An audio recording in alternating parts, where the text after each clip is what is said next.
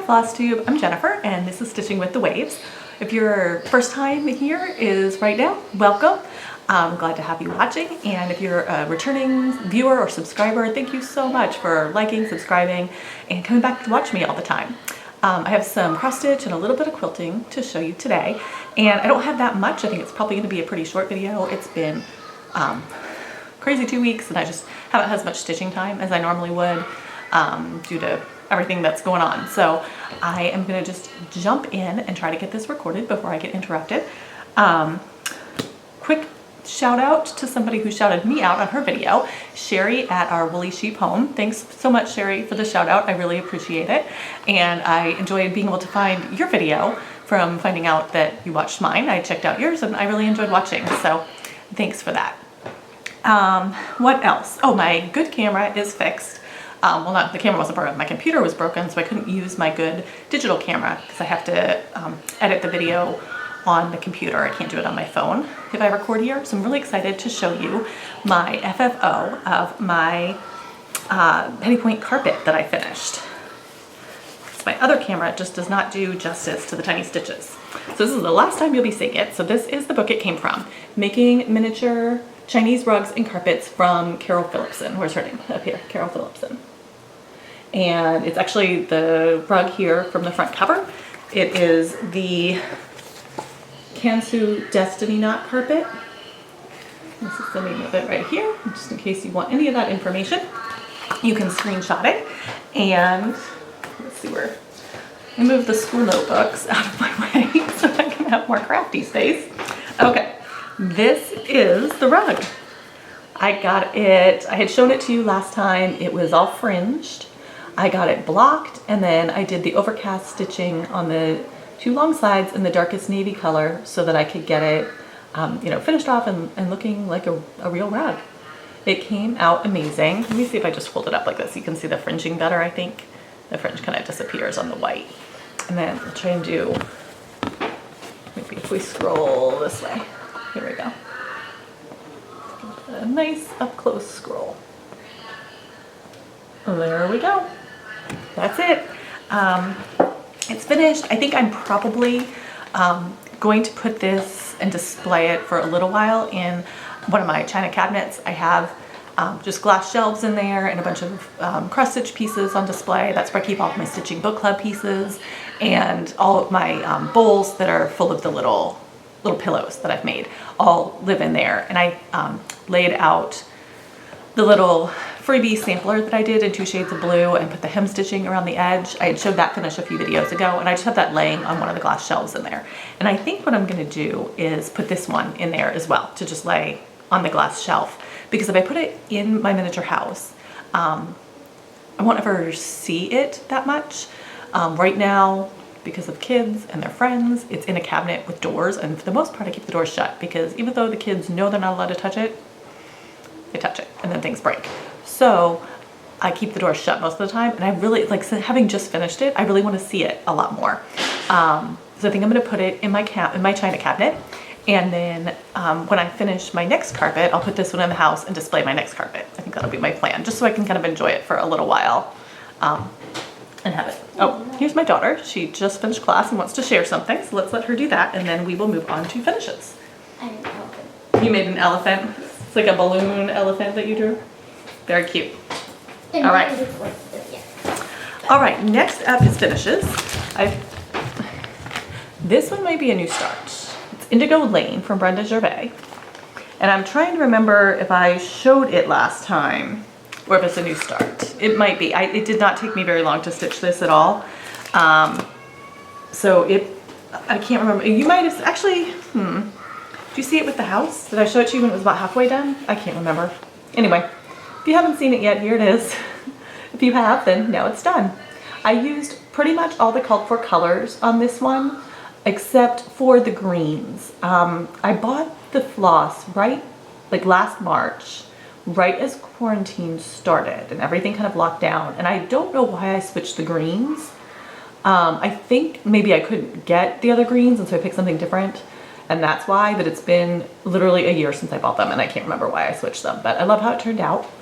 I'll try and go up closer for a scroll across.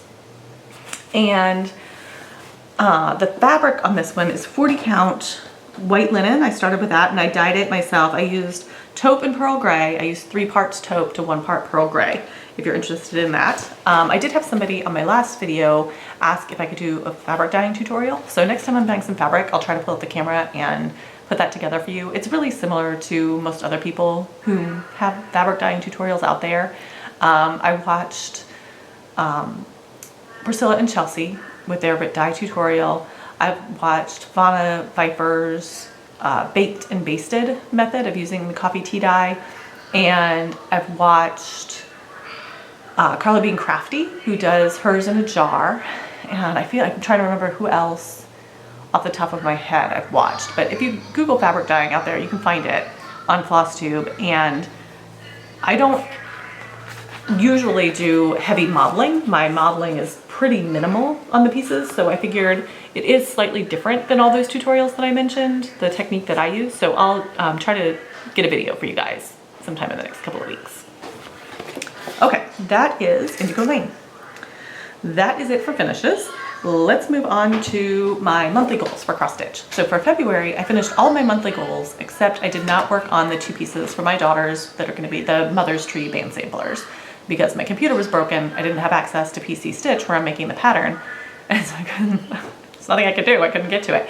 So for March, my plan is to get the patterns finalized and printed out and get the fabric all set up and everything ready to go. Because I have the pattern designed for one of my daughters, but I don't have it designed for the other. So I have to make a whole second pattern. So that's gonna be my goal for March for that project. And then my other pieces, I think I have 5 or 6 other pieces that I'm working on for monthly goals. I did complete my monthly goal on all of them in February, but I haven't touched them yet in March because right at the end of February, like all 3 sals I'm doing released apart. So I've had a lot of stitching on my sals lately. I'm trying to keep them caught up, and so I haven't touched my monthly pieces recently. At the very end of February, I did touch the pieces to do the alphabet to go in my printer's tray back here behind me. And I had an extra, I think it was 1 day in February, and I didn't want to start something new because I knew my sals were going to start having parts come out pretty quickly, one after another. So I just picked up this because it doesn't take me very long to work on these letters. Well, I think last time I had shown you H, so I finished J, and then I finished a K. Now you might notice I went from H to J. This is an antique alphabet, so it only has 24 letters. It does not have I, and it does not have V. That's pretty standard for antique alphabets. And you know, with as much as I love antique patterns and antique alphabets, I should remember why that is. I just know it's a thing. Like they just didn't typically put those 2 letters. Now, if I wanted an I could pretty easily, you know, at the bottom here of the J pattern, just repeat what it has on the top so that it would be an I instead of a J. But my name's Jennifer, so I want the J. And then same thing for the V and the W. The way it's charted, you can just make the first half of the W to make a V. But V is not really a significant, or W, neither one of them is really a significant letter in my life. I don't have any family members or anything like that, you know, it's not a special letter. So for either of those. So I'm not sure which one I'll stitch when I get to that point.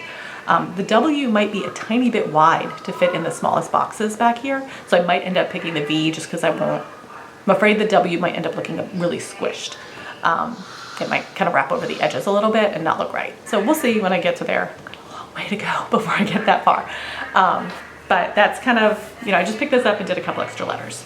So I will probably pick this up last in March. Just because I've now gotten a couple letters ahead on it.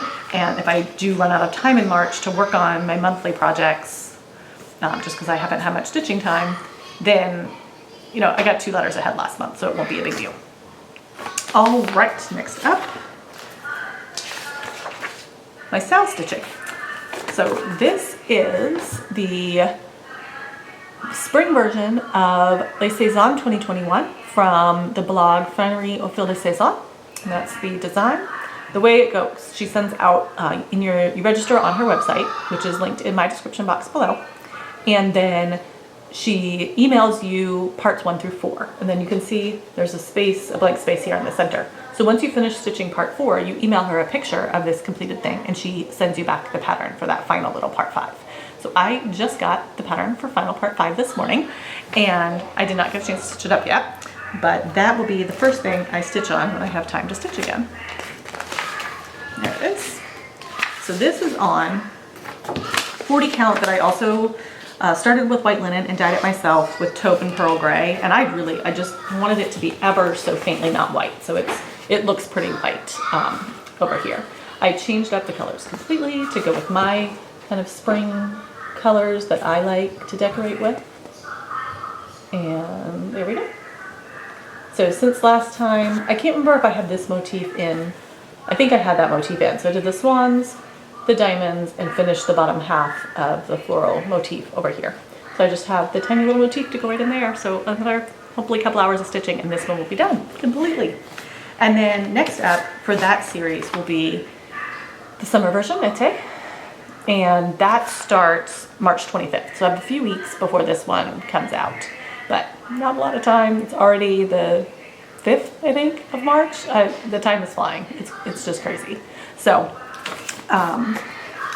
let's put that over here.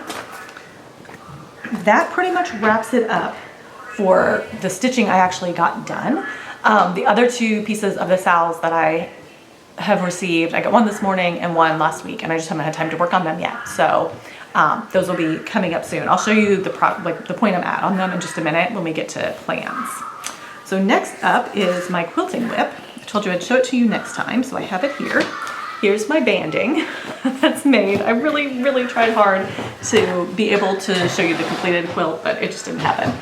So the fabric on this is Tranquility by Jerry Robinson for Bradley Lake Designs, and this is a disappearing 9 patch.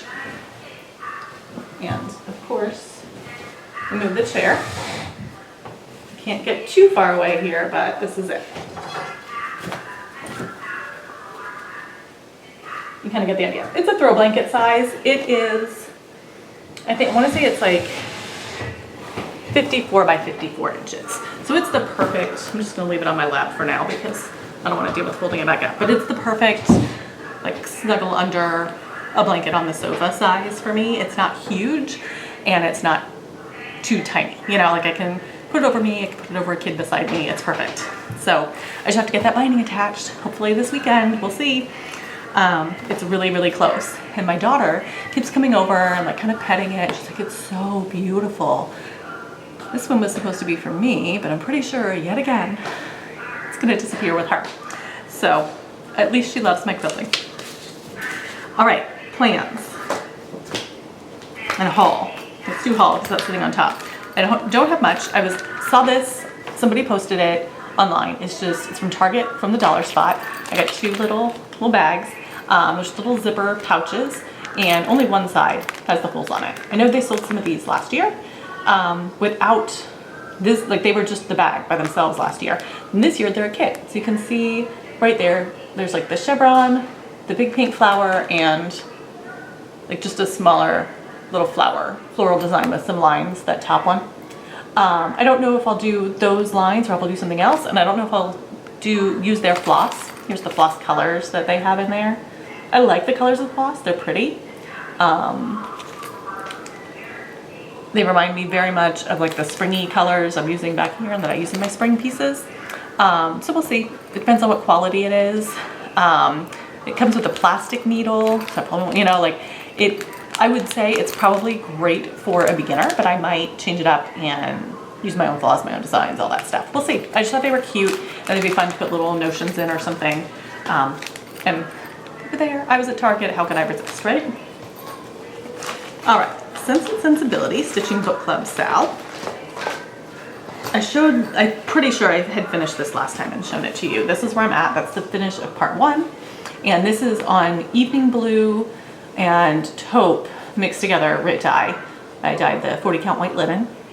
And the evening blue is too bright by itself for what I prefer. So I added a little bit of taupe just to kind of darken it up a little bit. So that one, I just got the part 2 pattern this morning. So I'll be working on that one soon. And then this is a Noelle De Brothers Sal, and it's by Fabienne Kuhleman on Facebook. And she just released the third part, and she mentioned that she closed the Facebook group. It has over 1,000 people now, and so she closed it up. So this is where I'm at. I finished parts 1, 2, and 3. I went and put in the outline for the boxes for part 4. I have the pattern for part 4 that came out last Saturday, so I am ready to get stitching on that and finish that one up. So hopefully in March, I'm gonna complete both that springtime pattern and this one and get them totally done. Here's the back for it. All right, that's pretty much it. My plans are just get those Sals caught up, get my monthly goals accomplished, and then start for my next petty point project, the Persian rug that I showed you last time. So I hope to have my start to show you on that next time. I'm also hoping to make a tutorial video that shows how I mount my silk gauze on a foam frame so that you guys can see that. If you're interested in doing some petty point, you can see like the process of how that works and how you mount the gauze. All right, checking my notes, it looks like I covered everything. The last thing we have is the giveaway, 101 Alphabets by Rosewood Manor. And the winner for this is Cynthia Bockhold, B-O-C-K-H-O-L-D. So Cynthia, I will leave my email in the description box below. If you just want to email me your address, I will get this out in the mail to you. I'll give you a few days to watch the video and see it, and like hear your name announced. And if I don't hear from you, I'll tag you in the comments on your comment. So thanks so much, you guys, for watching. Please like and subscribe down below, and I'll see you back here next time. Bye.